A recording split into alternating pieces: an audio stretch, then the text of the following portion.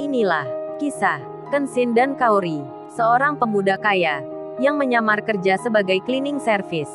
Versi Kaori TV, episode 325. Si Iwan, yang didatangi Kenshin bersama Kaori. Ia pun melihat temannya itu, yang makan nasi goreng, berdua di satu piring. Karena hal yang demikian, angannya tiba-tiba melayang. Iwan tak sengaja berhayal, sedang makan bersama Ririn, dengan satu piring. Lalu pandangannya, hanya melihat ke atas, yang seperti orang melamun. Kaori yang melihatnya, lalu bicara ke Kenshin. Saya coba lihat Mas Iwan ini.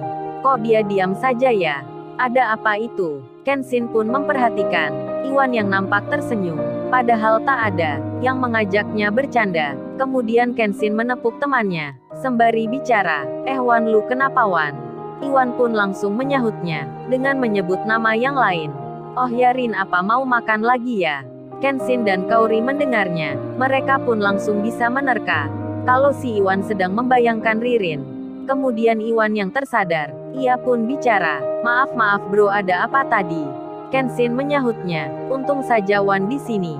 Hanya kita yang makan. Kalau banyak orang, wah bisa-bisa gawat Wan. Lu entar dikira orang gila. Gimana enggak Wan? Lu tadi senyum-senyum sendiri. Coba tanya Kaori ini. Kaori pun dengan senyumnya, menjawab mengiyakan. Iwan lantas berterus terang, oh ya bro, sorry bro. Gue tadi nggak sengaja, berhayal makan sama Ririn. Hahaha. Iwan pun tertawa. Kenshin langsung menyeru, Kaori, rupanya si Iwan baru melihat kita yang makan bersama seperti ini. Jadinya dia pingin punya pacar. Hahaha. Kenshin tertawa juga. Kaori menjawabnya, iya deh Mas Iwan, aku doain. Moga cepat jadian sama Mbak Ririn ya, agar entar bisa seperti kita.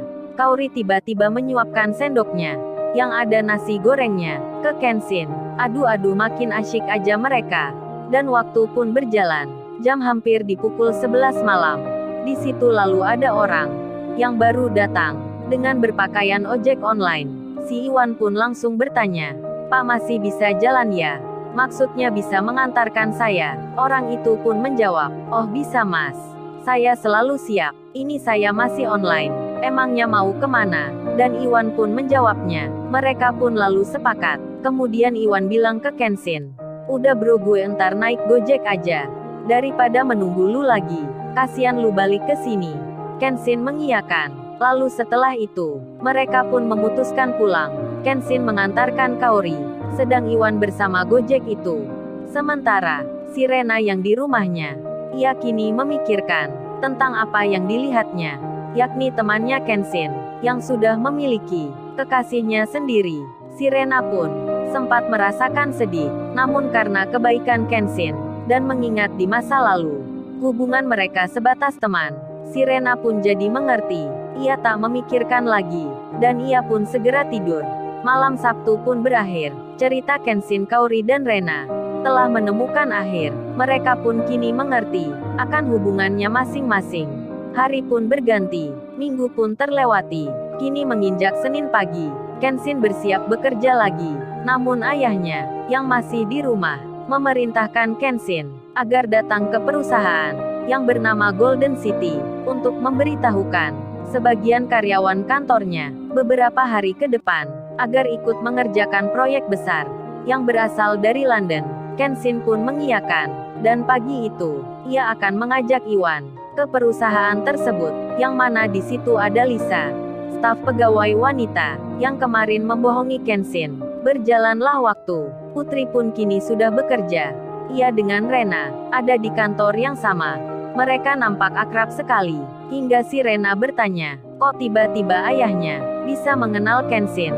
Gimana ceritanya? Putri menjawabnya, kalau Mas Kenshin itu pada awalnya tak sengaja mencari alamat rumah temannya yang bernama Andi, kemudian bertanya pada ayahnya, namanya sama pula. Rena menyahutnya, wah jadi kebetulan gitu ya, yang dicari dan ditanya namanya sama, berarti udah takdir nih kalau Pak Andi bertemu sama Kenshin. Putri pun menyahutnya, iya kali mbak, seperti Mas Kenshin itu Robin Hood saja. Kebetulan pula, saat itu kami ada masalah. Ayah nggak punya kerja, dan hari itu, didatangi debt collector pula. Dan Mas Kenshin hadir menolong. Kemudian Putri balik bertanya, kalau Mbak Rena sendiri, gimana ya awal kenalnya? Si Rena pun tersenyum, sambil dirinya mengingat. Lalu ia bercerita, awalnya bertemu Kenshin. Ada satu kejadian, karena mobil mewahnya ditabrak cleaning service yang pakai motor butut. Rena pun bercerita, ia menjadi marah, tak suka sekali, bencinya meninggi ke Kenshin. Putri pun menyahutnya, wah jadi gitu ya Mbak. Dramatis sekali awalnya, ramai ya berarti saat itu. Si Rena menjawab, iya ramai sekali, banyak orang yang kesini. Si Rena pun mengingatnya, ia seakan terbawa ke masa itu lagi. Putri pun lalu bicara, terus habis benci gitu. Sekarang bisa dekat ya Mbak? Putri tersenyum-senyum. Si Rena pun demikian. Di lain tempat, Yudis Dirgantara, hari ini akan membuka restoran. Ia pun menelpon Rena, dengan nomor kantornya. Si Rena, yang lagi bicara dengan Putri, langsung mengangkatnya. Halo, dengan siapa ini? Yudis pun menjawabnya, halo saya ini aku Yudis. Entar kamu datang ya ke pembukaan restoran. Ada banyak acara di situ. Aku juga ngundang artis ternama. Dan tentu pula mama dan ayah kamu. Sudah aku beritahu. Jadi kamu entar harus datang. Aku jemput ya nanti. Yudis menekan Rena, karena mengundang mamanya. Si Rena pun menjawabnya, iya deh entar aja. Aku sibuk sekarang. Yudis pun senang. Dan pagi itu, perusahaan Golden City, tempatnya Lisa bekerja, mendapat pemberitahuan, kalau sebentar lagi, ada orang yang datang, memberikan pekerjaan baru. Pimpinan di situ pun, mendatangi kantor-kantor, yang nanti akan ditunjuk, untuk mengerjakan hal itu. Seorang pimpinan, yang diketahui namanya Pak Romi, belum tahu tentang Kenshin. Beliau pun mengira nanti, pasti ada banyak orang, yang punya jabatan akan ke sini. Lalu Pak Romi memberitahukan, Lisa dan pegawai lain mengerti. Mereka jadi tak sabar menanti, dan kini menunggu kedatangan tamu tersebut. Kenshin, yang diberi kebebasan oleh ayahnya, mau bantuan pegawai kantor pusat, atau orang pilihannya, semua terserah dirinya. Setelah berpikir sejenak, Kenshin pun memutuskan, selain mengajak Iwan, ia pun berencana mengajak Kaori pula. Jadinya, pagi itu sebelum berangkat, Kenshin dengan handphone yang baru menelpon ke Kaori. Kaori yang sedang makan bersama mamanya. Ia pun juga sama, melihat handphone Apple itu terdengar berbunyi. Kaori melihatnya, Kenshin yang menghubungi. Segera saja diangkatnya. Kaori pun bicara, halo saya ada apa ya? Ehem, mamanya pun mendengarnya. Kaori memanggil sayang ke orang yang telepon. Beliau pun bisa tahu, itu adalah Kenshin. Dan Kenshin yang ditanya Kaori. Lalu ia menjawabnya, Kaori kamu sekarang lagi ngapain? Kaori menyahutnya, aku ini lagi makan say. Terus akan berangkat kerja. Emangnya ada apa ya? Kenshin lalu bicara. Dirinya berkata, oh ya Kaori, mengenai bikin laporan tentang pekerjaan dari London yang kemarin itu, apa kamu sudah bisa belum? Kaori menjawab, aku udah bisa semua. Emangnya kenapa ya? Kenshin bertanya lagi, beneran nih kamu udah paham? Kaori pun menyahut, iya beneran say, aku udah bisa. Kok kamu nggak yakin sih gitu? Kemudian Kenshin bilang, ya udah kalau beneran bisa, pagi ini kamu ikut aku ya ke perusahaan Golden City, mengajari beberapa orang tentang cara bikin laporan. Kaori menyahutnya, terus aku sekarang bolos kerja gitu ya? Kenshin pun menjawab, iya dong Kaori, gak usah masuk dulu, ikut aku aja. Hahaha. Kenshin tertawa. Kaori menyahutnya, nakal ya kamu. Lalu Kaori berucap, bicara ke mamanya, ma ini ma Kenshin mau mengajak Kaori bolos kerja ma. Apa boleh nggak ya ma?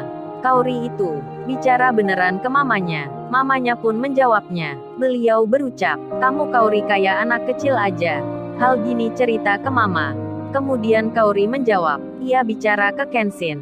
Iya deh say, nggak apa aku ikut kamu. Kenshin pun menyahutnya, gitu aja Kaori, kamu bicara ke mama, manja banget nih anak. Kaori lantas berucap, sembari ia bertanya, biarin gitu kan kamu yang mengajak. Terus entar kita naik apa ya? Kalau naik motor lagi, pasti asyik nih say. Kan aku udah biasa berangkat kerja pakai mobil, jadi entar pakai motor ya. Kalau nggak aku nggak mau nih. Kenshin lalu menjawab, tapi aku juga mengajak Iwan Kaori. Entar dia naik apa? Kaori lalu bilang, Ya Mas Iwan naik mobil aja. Sekalian Mbak Ririn diajak pula. Kan Mbak Ririn juga bisa itu. Mengajari bikin laporan. Kenshin pun jadi tersadar. Lalu ia berpikir, ada benarnya juga yang diucapkan Kaori.